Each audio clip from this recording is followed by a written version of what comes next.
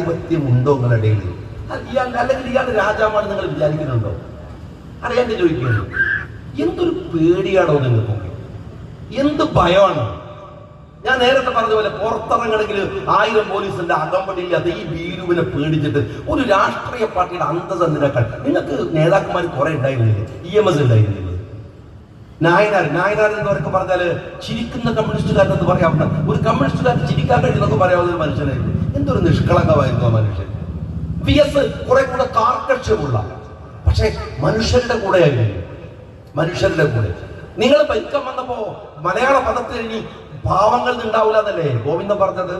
എന്നാൽ മലയാള പദത്തിൽ പൗരപ്രമുഖർ എന്ന പേര് ചേർത്തത് ഈ പിണറായി വിജയനാണ്.